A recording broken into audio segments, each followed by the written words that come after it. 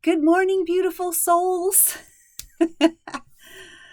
uh, I've been up since 4 in the morning because I just woke up and I was ready to go. And that's kind of my life, like I tend to fall asleep a little bit earlier and then like fall asleep on the couch. And then I wake up and then I end up going to bed. So really, I end up a little cat napping and then go to sleep. And I wake up really early because one, I have so many things I always want to do and have things to do on my list every day. And I guess I'm just excited about life and getting things done. I like to accomplish things, and I'm really passionate about teaching, so that really helps.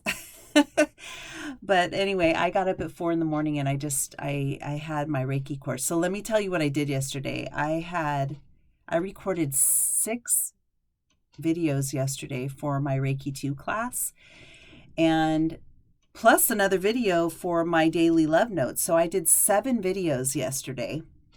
And the videos that I do here, I don't have to edit them at all because what you see is what you get. If I screw up, it's in there. So this video to me is like a breeze. It's fun. I want it to be real and like unedited. And I was just thinking about this too, is that I want these videos to be more a side of me that you probably don't get to see all the time. And it's because, when I'm teaching, I'm in the heart of everything. And I'm a very positive person in general, right? But I do have this other side to me that's more intense. I do have a side to me that can be pessimistic sometimes. I can get cranky and annoyed. And that happens, when I'm dealing with my business and other things. I do get annoyed sometimes at certain things, and I end up talking myself through it, and of course the light always wins the day, but it doesn't mean that I don't have those things. Like, I'll just give you an example of like this morning, because I'm up and I've already recorded my course landing video, which I want to get my Reiki 2 class out there because there's a huge sale right now on Udemy. It's one of their biggest sales. It's like 8 days and everything's $9.99, which you guys probably know they usually do like $11.99. Some staggered prices. So this one, they have, from what I've seen, everything's at $9.99, which is usually what I do for my students, right? So it tends to be a really big sale. And so I'm making sure to, like, I've already done my course landing video, and I'm uploading actually on this computer as we speak. I'm finishing up because I'm going to submit that today. But I have all these things that I was getting done.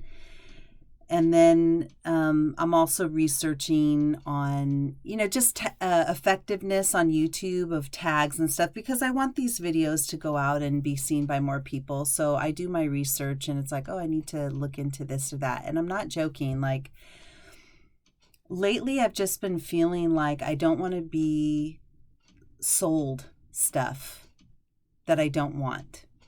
Right? Like, I don't want to have people constantly throwing something in my face that I didn't elect to have there. And this morning, I'm doing some research on YouTube about tags, like how to use tags effectively and the do's and don'ts, which is interesting. And I must have already come across like 30 commercials in the process of just listening to music and different things on YouTube as I was, doing certificates this morning and doing different things. And then, I'm listening to music, and then it keeps cutting in while I'm in the shower, and being sold. And everybody's telling you how their niche of if you're not doing this, then you're probably not having success. And if you're not doing that, and they're all selling you on different things, and I get it. Like, we all have a right to earn our income and all that stuff, but I think just lately, I just don't want to be sold. I just don't want to have a bunch of people in my ear and in your face, right, dude? Because this has been shown, this is part of like the problem with social media, right? Is these things are constantly being thrown in your face about how rich people are, how successful they are at this, how they're successful at that. It's endless, right? We get hit constantly with these commercials about how successful everyone else is. And it always makes us reflect on where we are. And we feel like something's wrong with us because we're not having this flashy, overabundance of things. We're actually maybe struggling with some things. Maybe we're struggling with getting our business consistent. Right now I'm in a slump for my, not for my academy. My academy is surging, but I really only have two major sources of income, and it's my academy and my services. And the academy has kind of really taken over the main part of that. And so I don't worry about like getting business here. But I still would like to have those two things functioning. And right now I'm at a lull, and it's really weird because it's always been that way for me, where I'll be super busy and then things will just drop off and then they'll pick back up again. And there's really, like, over the years, there's no rhyme or reason to it. I don't know. I just kind of look at it as it's me focusing. It's like I'm really focused on my academy, and it's like that's where my heart is. My heart is in helping people too, and sitting down with people, of course, but teaching, I love teaching so much, and I have so many things I want to share, and I'm a sharer. So I get so excited about it. I wake up, it wakes me up that I get to do videos and talk to you guys about it, so yeah, I think that it can be sometimes too much, in your brain to constantly be hearing people, just to constantly be hearing people. I think, even spiritually, like I found that I unsubscribed because I think it's important to support other people that you really get something from. And there's certain people that they're super successful, but they're just constantly spamming my email, and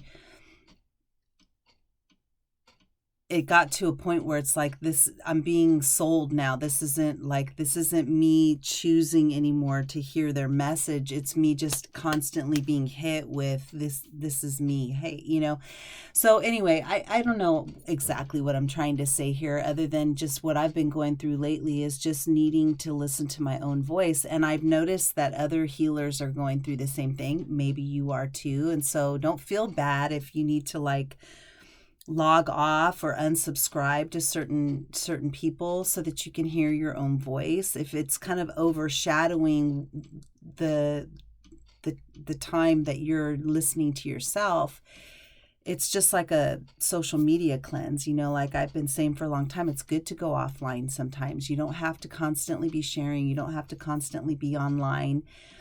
For me, it'll hit me in surges, so that's why you might see on Facebook and Instagram, I might have a day where I posted 3 different things, and then you won't hear from me for a couple of days, because I just do it as it hits me. I don't try and follow everybody's formulas anymore. Even when I was listening to this morning's tags, it's so funny because you can do all these tags, and then there's these sites that tell you yes, use these tags, no, not these tags. And I did that for Etsy. It didn't make a bit of difference, because it really comes down to whether or not people are even searching for what you're talking about.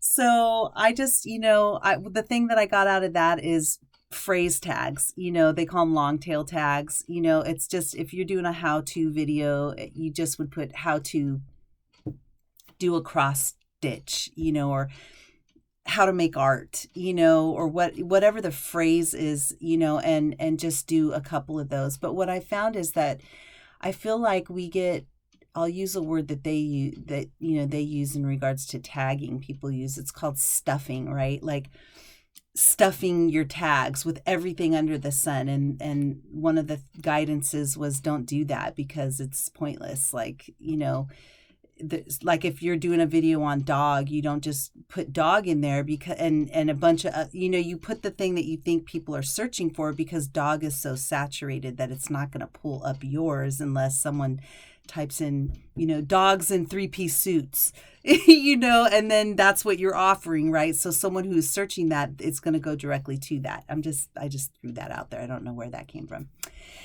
although I bet you there's a video out there on that.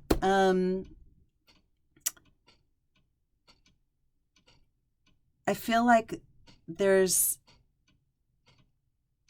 all these how-to successes, that I just feel like our brains are being stuffed with it.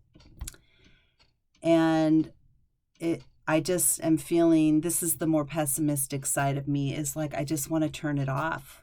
I don't want to hear it right now. Like we're all dealing with our own stuff, and a lot of people are dealing with grief and loss and figuring out life and have been hit with some hard times. There's a lot of people that they don't have enough money to get by. There's big problems, the inflation of stuff. We've been hit with that too. My husband, is still seeking his academic position, and it's been like 5 months. And he's doing other things and doing his part and all that stuff. But, like there's things that we're all dealing with. Like, I'm really like, I just want him to find his happy place, and so there's things that are weighing heavy on our minds. And so it annoys me when I'm just trying to search for something that I'm interested in, and I constantly am being hit with people brain stuffing me with how-to success stories, because at the end of the day, and I've researched and I've tried out a lot of these different things that people say, and I've just realized, like, my own wisdom, in my experience, is that it really just comes down to doing the thing that makes sense to you. And that the thing that makes sense to you is not necessarily a get rich quick. And what makes sense to you is not necessarily what everyone else is doing. And that's okay. And the other thing too is that, whenever you talk about these get rich quick type of schemes and different things to try, there's nothing wrong with trying those, but I just found that the most peace and the most success comes from just believing in yourself and allowing yourself to have your own expression of what you do, and knowing what your contribution is, and not trying to put it side by side with others, because there's always going to be someone more successful than you. There's always going to be someone who's doing it a little bit better, right? In our comparative minds.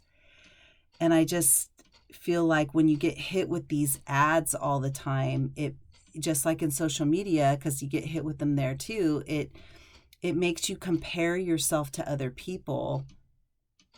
And what it does is it makes people feel lower and depressed over certain things. And so a lot of healers, what's going on right now is we are feeling like we want to distance ourselves. Like I have a friend of mine who's like very successful in her coaching business, and even she has pulled away, from social media, and, all of those things that you're programmed in your specific career or your area of expertise. You're programmed that these things you have to do. Like, people still say this, but used to say this a lot more, like, oh, on social media, you have to post 3 to 5, 10 times a day and blah, blah, blah. And it's like, if you're doing that, you're not focused on your business.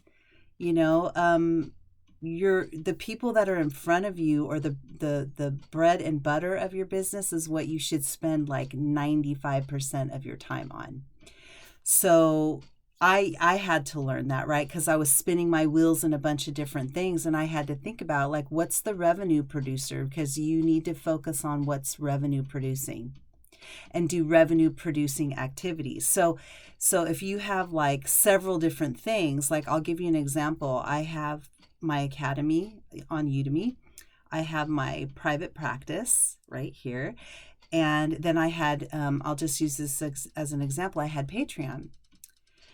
Udemy was the number one revenue producer, the services, and then Patreon. Well, Patreon was such a small portion, but I was spending like, oh my God, so much time on the Patreon thing, which was the least revenue producing, because I was trying so hard to figure out what the formula was to make it work.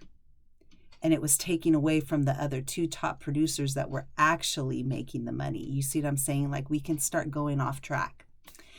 So that's why I just, right now it doesn't make sense for me to do that, because even when I think about it now, what do I want to offer? How do I want to simplify it? I still find myself getting caught up in, I don't know what that winning formula is yet. And until I do and know that I've got something that, boom, I know it's going to be a huge revenue producer. Well, not even huge, but a good revenue producer that's up there, that's worth my time. I'm not going to do it, right? But you can be hit with all these different ideas, like my kids are, oh, Mom, you should get this. Oh, Mom, you should do that. And I think to myself, like, oh, that's cute, that they're taking an interest, but I don't have a need for that. Like, maybe that's what's working. Like, one of the things was, you need to do a TikTok. Well, I don't want to spend more time on other sources. Like, the thing that I've already got my roots in is YouTube. And it's growing slowly but surely. And I always talk about the long burn, right? Like, it's not about this instant thing. I'm not expecting that. It's a long burn, but I'm also doing something I love that I would be doing anyway. And if it creates a following and eventually ends up being something that's revenue producing, great. It's also a magnet to my courses. So that's why I do it, because it reaches you guys that bring you into my courses and helps me to find people that need me, right? So there's just a lot, So anyway, that's just kind of what I've been thinking about, and then just doing the regular thing, which is, my certificates. Every day I wake up and I have a list of people that are requesting certificates, which I love doing for people and talking to you guys. And I just finished, it's uploading right now, but I basically am about to submit my Reiki 2, and I'm hoping to get it. They might even get it like approved by today. They're pretty good about it, and it's pretty early, but definitely should be online by tomorrow. I'm wanting to do that to get it into the sale. So anyway, this is just kind of some of the things that I think about, you guys. And so one of the things I'm going to do too, because I think this is kind of fun to do also, is just to also share with you some of the musical inspirations that I listen to throughout the day. And so I've been listening to it just popped up, and it was called A Witch's Playlist. And I like listening to like stuff that's kind of dark. I love that. So, like dark lullabies and things that I can work through that don't like distract me when I'm trying to focus. But I also am into monster culture and doing fun stuff and oddities and all these like weird things. I love all of that stuff. And so it includes my musical interest as well, which I have such a huge, like vast musical interest. But today and yesterday and a couple days ago, I was listening to this Witch's Playlist, which I really love. So I'm going to link that in the description. So if you want to hear my musical playlist for today, I'm going to link that down there for you. And, make sure to like and subscribe. And also for the link that I'm putting of the music of the person who created the music that you can listen to. Because by liking, it puts you into the algorithm and helps other people find you. So that's kind of it for today. I don't know if there was anything else that I wanted to share with you. I can share with you this. I got this book, and I'll tell you how it is, but it's really interesting. It's called The World's and I. And I didn't even see this back there. Ella Wheeler Wilcox. And I often will look up books that were mentioned somewhere else. In fact, I was watching a video. Oops, don't fall. What was that? I was watching some kind of positive video on YouTube, and then this book came up, and I got this one, and this one was really a good book. And then somewhere along the line in another video, The World's and I came up with Ella Wheeler Wilcox, and she was a poet in the 1800s, but she was also really into the paranormal, apparently. And so I love it because I read the preface. Never skip the preface, by the way, because you never know what you're going to find, or the foreword. But I read it, and it was really interesting because it was talking about literally don't listen to priests, or spiritual, leaders type of thing, ministers or priests who tell you, that try to tell you that the paranormal and the other realm is not real, and that it's basically fake. I just love the fact that they were saying don't believe them, because here's some questions you can ask them, because you don't go to a dentist who doesn't know anything about dentistry. So why, if someone doesn't believe in something, why are you going to go to them and ask them the questions to get your validation, right? So if they don't believe in ghosts, why are you going to go to them and ask them about ghosts? Because they're going to tell you they're not real or they're the devil, right? So if you've had other interactions that are not that, why would you go to someone that doesn't have any experience, and then they give you questions of what questions to ask them to know whether or not there's someone you should even be asking questions to, which I loved right away, because it was like that set the tone for the book. It's like, oh man, that it wasn't her, it was someone else who wrote the foreword, Sir Oliver Lodge. But I just loved the attitude of that, and it set the tone for questioning authority, right? So cool. So I have no idea what this book is going to be about. I don't know at the time what I thought it was going to be about, but I was really surprised when I read this. I'm like, oh, this is going to be I thought it said The World and I, and it's The World's and I. So I'm like, ooh, I think she's going to be talking about spiritual realms and stuff. And this is quite interesting. Someone from the 1800s talking about that, which is going to be so fun to read. So this is one of the many books that I'm reading right now. I'm also reading The Shining. Of course, I love the movie and all that, Stanley Kubrick and all of that stuff, but I never read the book. And I know that Stephen King always had some issues with the rendition that Stanley Kubrick put out.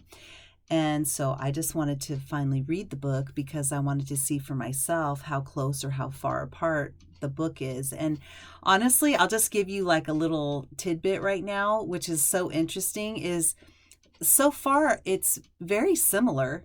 I mean, it seems very similar. Obviously not everything is in the movie.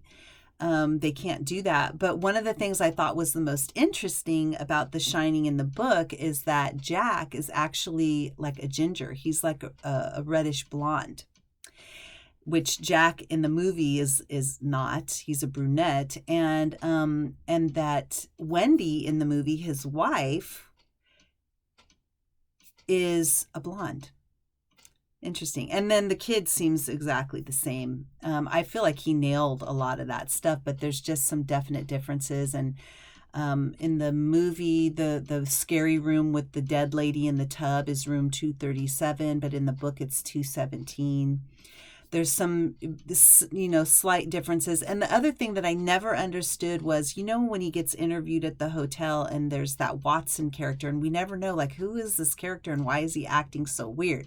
He always acts angry. When the manager tells him to go do something and he storms off kind of angry. And we never really get an explanation of who that character is, and he's just gone forever, right? Because they're closing down the hotel, and then it's just, the setting of being in the hotel with those three characters. Well, Watson is his name, and he is the great grandson of the original builders who is now working there.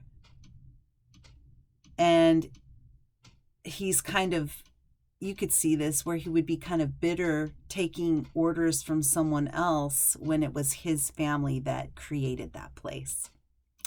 So I thought that was interesting because I always wondered, like, this character is so weird and they never give us any understanding of who he is or why is he acting so weird. So reading the book actually solved that. So I thought that was really interesting. So anyway, those are some of the books I'm reading. There's other books that I'm reading too, but I can't remember. I think one of them is The Secret Life of Pronouns, which is about how we speak, more about communication stuff and just how they're registered to people. So I'm not quite halfway through that one, so I can't tell you too much about that so far. Okay, you guys. Well, this has been fun for our daily love notes, and this is just me being me, and you guys getting to see that there are multifacets to me. You know, I'm high and low sometimes, and I go through things too. And I just wanted to do more love notes, more heartfelt, a more 360-degree view of me. Okay, I'll see you guys later. Signing off. I'll see you tomorrow. Bye.